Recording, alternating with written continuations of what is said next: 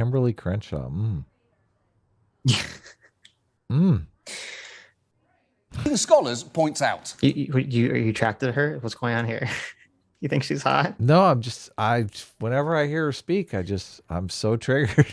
I'm like, I'm fine. I just feel there's a lot of dishonesty rolling out of Kimberly Crenshaw. Yeah. That's what's annoying, is that Kimberly Crenshaw is very, very aware of how to hide her power level. Oh, yeah. And how to appear optically.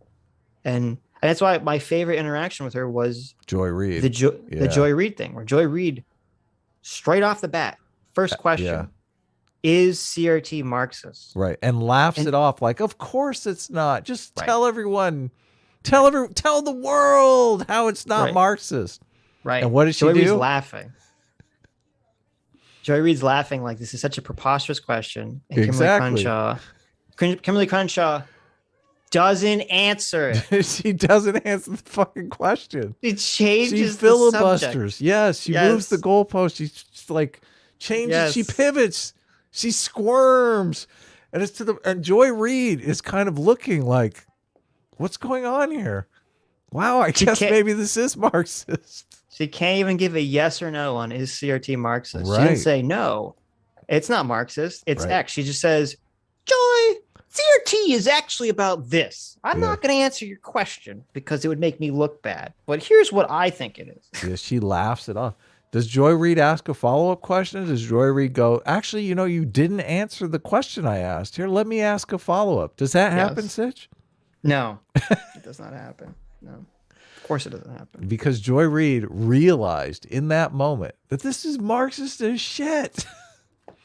Well, maybe, and it's interesting because after that conversation, Joy has become increasingly more radicalized in her segments. Yeah. So I'm wondering, as you said, maybe she had that sit-down talk with Kimberly Crenshaw afterwards, where she was like, "Listen, Joy, this is the way it works." Right? Okay. Yeah. She showed her the alien technology. She's like, "Joy, we've been hiding this from you, but look, we have Marx's corpse over here. We worship it on weekends." Right? Right. Scholars points out. Critical race theory just says, let's pay attention to what has happened in this country and how what has happened in this country is continuing to create differential outcomes so we can become that country that we say we are. So critical race theory is not anti-patriotic. In fact, it is more patriotic than those who are opposed to it because we believe in the 13th and the 14th and the 15th Amendment. We believe in the promises of equality, and we know we can't get there if we can't confront and talk honestly about inequality. Yeah. So, yeah, you fucking idiot. What did she actually say? She said nothing. She literally said nothing. She said, CRT is just about talking about the inequality. CRT just means being aware that racial inequality exists in America, guys. That's all it means. It's so simple. It just means looking around, opening your eyeballs and saying, wow, people are still racist. That's all it means, guys.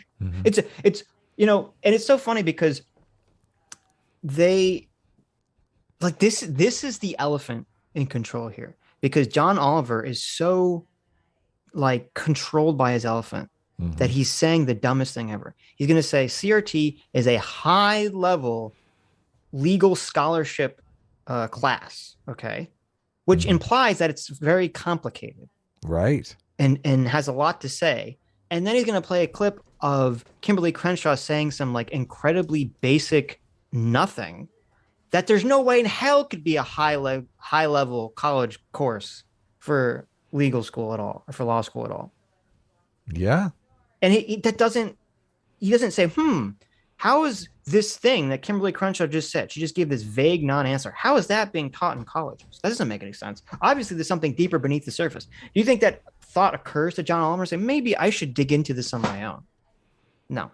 Well, this is all choreographed anyway. I mean, they edit these pieces together for maximal propagandistic impact. So you're right. He's basically picked a clip that is just, vanilla, innocuous, nothing that you can really disagree with.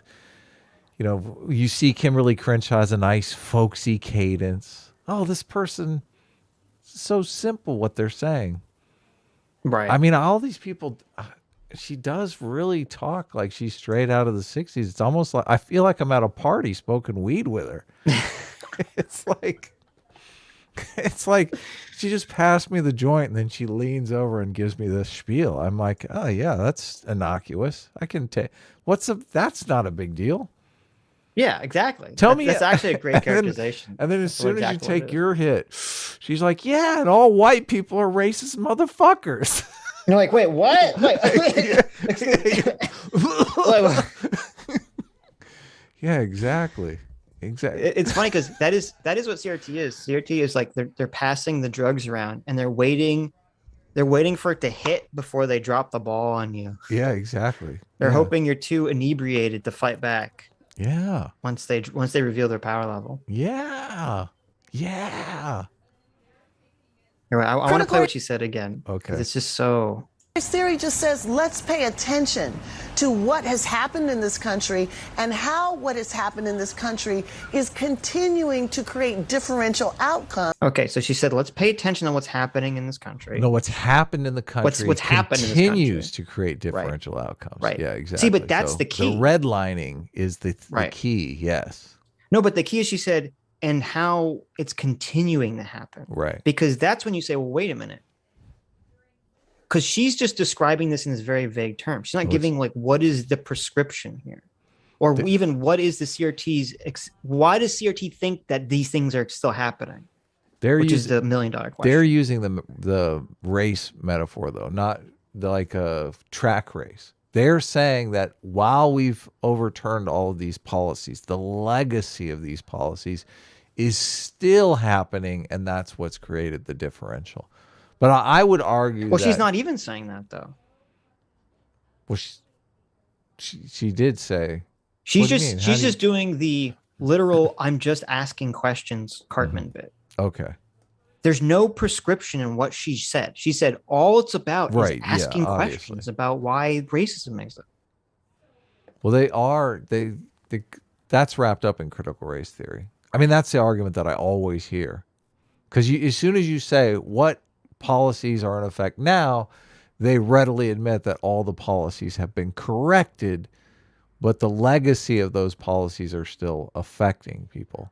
But I mean, I always think if you believe a policy is affecting you, you're going to behave in a way as if that policy exists, even if that policy doesn't exist. I mean, the whole idea behind law enforcement is that we believe there is enough law enforcement to keep everyone in line, when that's, patently not the case. It's a fiction that is good for society. This is a fiction that is not good for society. This fiction that black people don't have any opportunity, like, makes them not even seek any opportunity, which in reality, there's tons of opportunity. Right. Yeah. So we can become that country that we say we are. So critical race theory is not anti-patriotic. In fact, it is more patriotic. More patriotic than you, Sitch. Look, she's spitting in your face here. She's totally spitting in your face. But this is why it's so disgusting. Because it's like, how can you say that you want to overturn liberal individual rights that our country is founded upon, and say that the liberal individual civil rights is some kind of conspiracy to keep black people down? You say that and then claim that you're more patriotic, or that this is an anti-American. Look, they're so patriotic, Sitch, that they want to extend the founding of America by over 100 years. Okay. They want to move it all the way back to 1619. They're 1776. That's not for super patriots, okay? That's a good point. That's a good point. Come on. That's a great point. Only a true patriot wants to extend the length of time that America's existed. Yes. Over 100 years. 400 years? No. Yeah. I want 500 years. Look, I don't understand why we can't take it back 1,000 years. America is great. I mean, technically, you know, if you think about it, those Brits, those proto-Americans, yes, like everything they were doing was just building towards the greatness that would be America I someday know. in the future. You read my mind here, Sitch. I like to think of Great Britain as like the seed of America, right? Right. So, and really, the seed goes back even further. Shit, what are we talking here? Like another couple thousand years? Yes. Yeah, you know, and actually, you know, it's almost like the Romans as well. Like they were working towards an America that they didn't know existed. So I think they should be included in this. Sure, yeah. You know, in fact. Yeah. Actually, you know, there's genetic material in the seed from the Romans. Yes. Well, actually, since America is the greatest country that's ever existed in all of human existence, nay, maybe even, not even maybe, indeed, the greatest country that's ever existed in the universe. Yes. Okay. Yeah. I think if you really think about it, all of life on Earth, I know, I was going to say, all of life on Earth was bent towards this direction of creating the utopian society that is America. Yeah. Okay. The arc of the moral universe, America. So, yeah. So when that first cell was like, when those first random protein strains and DNA strains like came to be because lightning struck the primordial soup 5 billion years ago. That's really when America was founded. Right. Okay. Yes. At the moment that the very first life form came to be on Earth, that was when America was born, damn it. Yes.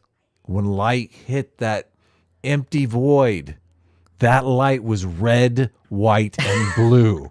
That light. When God said, let there be light.